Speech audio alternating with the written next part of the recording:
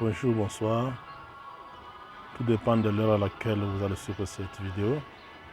Nous vous saluons tous dans le nom de Jésus et nous vous bénissons dans le nom de Jésus. Bien-aimés dans le Seigneur, nous sommes là encore ce matin dans la suite de notre exhortation sur laquelle nous étions en train de parler sur le double remède de Dieu sur la question du péché. Pour récapituler la leçon précédente, nous étions en train de parler sur le double remède de Dieu, sur la question du péché, là où nous avons épinglé deux problématiques, dont la première problématique était le péché que j'ai commis devant Dieu, tandis que dans la seconde problématique, il était question du péché en tant que principe agissant en moi, une manière pécheresse qui agit en moi. Et cela fait que, quel que soit le péché commis ou quel que soit le nombre de fois que j'ai demandé pardon, c'est toujours le même principe en moi.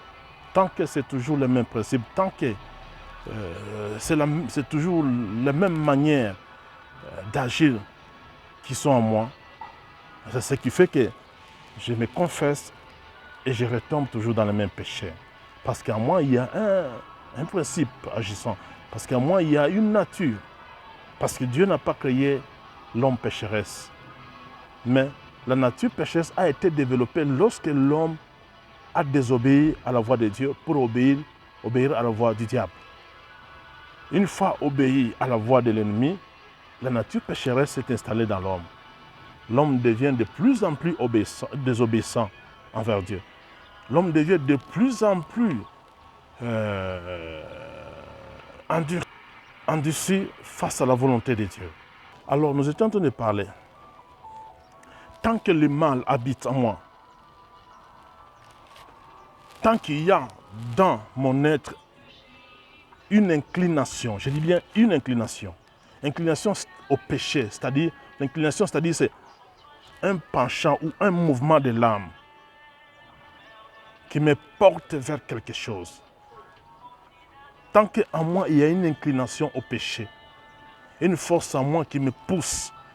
C'est là que Paul est en train de parler dans le livre de Romains chapitre 7, verset 24. Paul s'écria, dit, « Misérable que je suis, qui me délivrera du corps de cette mort ?» Mais si nous remontons dans le même chapitre 7 au 19e verset, c'est là qu'il dit encore, « Car je ne fais pas le bien que je veux, mais je fais le mal que je ne veux pas. » Eh bien, parce que je suis par moi-même l'occasion de ma propre chute. Et je jouis de l'autre côté de la réalité bénie du pardon de Dieu. Oui, j'ai besoin du pardon pour ce que j'ai fait, mais j'ai aussi besoin d'être délivré de ce que je suis. Lorsque nous parlons du pardon de ce que nous avons fait, nous voyons le sang de Jésus qui nous sanctifie, qui efface, qui sanctifie, qui purifie notre conscience. Et lorsque nous disons, nous parlons de la délivrance de ce que nous sommes, c'est briser la nature même pécheresse. Là, nous voyons une vie condamnée par le péché, où la Bible dit, car tous sont péchés et sont privés de la gloire de Dieu. Une vie dans le péché, la gloire de Dieu ne peut jamais se manifester dans cette vie-là. Voilà un peu la récapitulation de la leçon que nous avons vue la fois précédente. Bien-aimé, sans ces deux choses, je ne peux pas avoir une paix durable dans mon esprit.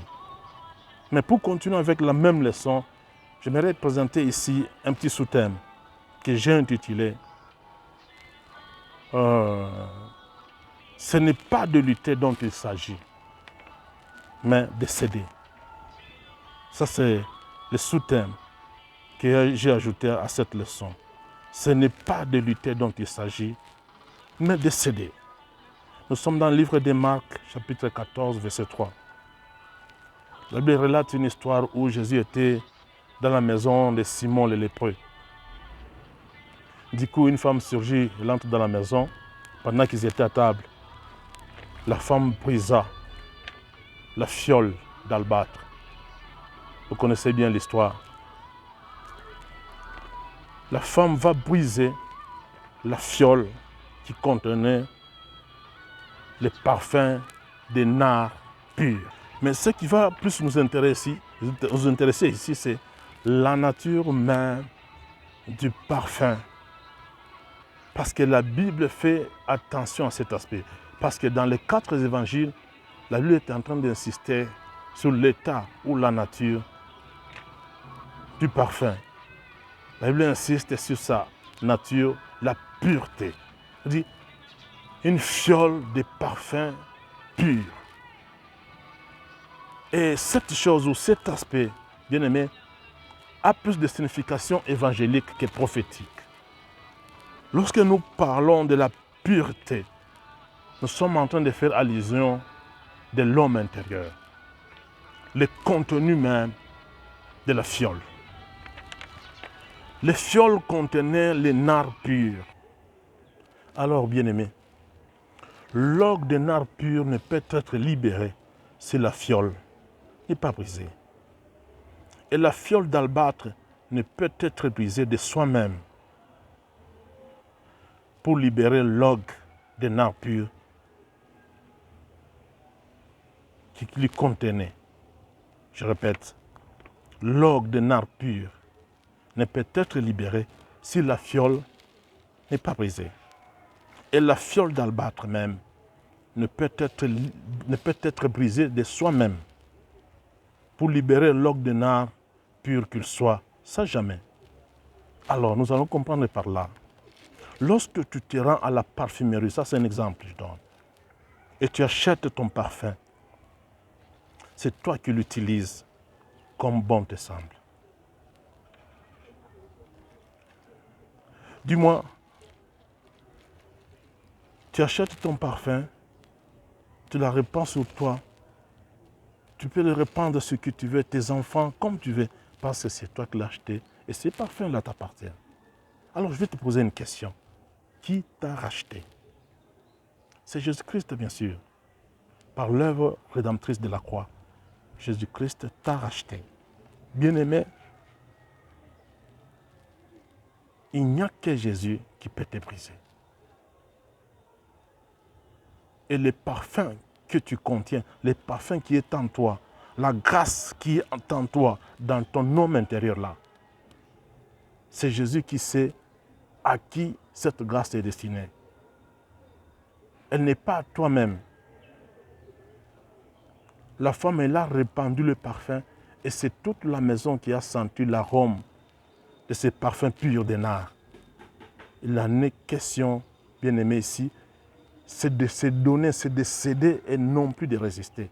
Laisse-toi aller sous la main puissante de Dieu qui te brise en tant que lui-même, ton Rédempteur, lui-même qui t'a racheté.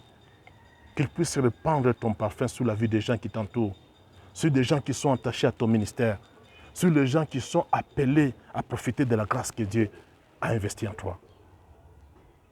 Gloire au Seigneur. C'est de ça que j'ai dit, il est question de céder et non plus de résister. Il faut se laisser aller. Nous voyons là, Jésus-Christ est en train de dire, il est le cep et nous sommes des sarments.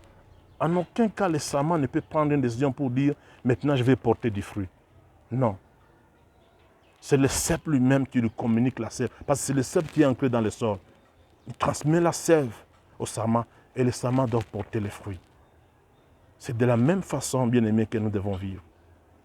Nous n'avons pas une décision à prendre sur nous-mêmes, mais il faut se laisser aller sous la puissante main de Dieu. Il est question que Dieu décide de nous et non plus de nous-mêmes se décider quand est-ce que nous allons prendre du fruit et quand est-ce que nous allons faire ça ou... Alors je suis en train de terminer par ceci. Le drame avec beaucoup de chrétiens aujourd'hui, ils apprécient le flacon d'albâtre et pensent que le flacon est plus important que le parfum lui-même. Bien aimé, vous vous trompez sur toute la ligne et vous êtes à côté de la plaque. L'église n'est pas une maison qui collectionne les œuvres d'art, où il faut se faire venir, il faut venir à l'église pour se faire voir. Je m'excuse si quelqu'un se sent offensé par cette parole. Mais l'église n'est pas une maison de collection des œuvres d'art.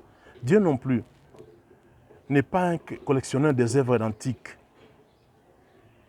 Il y a des gens à l'église qui se croient supérieurs par leur éloquence, par leur connaissance, par leur sagesse. Ils se vantent par rapport à ça. Ils croient qu'ils sont supérieurs par rapport aux autres. Bien-aimés, laissez la fiole être brisée afin que le parfum des nards soit répandu. Nous pouvons chérir notre propre sagesse, notre intelligence. Nous pouvons chérir tout ce que nous possédons, mais ce n'est pas à l'église qu'il faut faire ça. À l'église, il est question de céder et non de résister. Nous pouvons avoir la capacité de réaliser des choses dans la vie. Mais ce n'est pas avec ça qu'il faut se vanter. Laissez seulement que les parfums, la fiole soit brisée, que les parfums soient répandus. Dieu n'est pas un collectionneur des œuvres antiques pour apprécier les fioles, les œuvres qui se présentent dans sa maison. Non. Il faut se laisser aller. Bien-aimé, si la partie extérieure n'est pas brisée, le contenu qui est à l'intérieur de l'homme ou l'homme intérieur ne sera pas libéré. Nous n'aurons aucun moyen d'aller de l'avant. Et l'Église n'aura aucun moyen d'atteindre ceux qui sont perdus. Et voire même conquérir le monde. Ça sera difficile. Alors Dieu vous bénisse. J'aimerais prier pour une personne qui a écouté ce message. Je te prie seulement, je te demande de te connecter à cette onction, à cette grâce. Et que tu fermes les yeux là où tu es, et que tu te connectes à cette grâce, que le Seigneur te touche. Seigneur Dieu Tout-Puissant, je te rends grâce, je bénis ton nom, je dis merci pour ces instants. Un instant de grâce que tu nous as accordé, Seigneur, d'être en contact avec nos bien-aimés, de long ou de près, par leur poste mobile, par leurs ordinateurs, par n'importe quel moyen. Père, je te bénis. Je prie pour celui qui m'écoute en ce moment. Je prie pour celui qui est connecté à ces messages.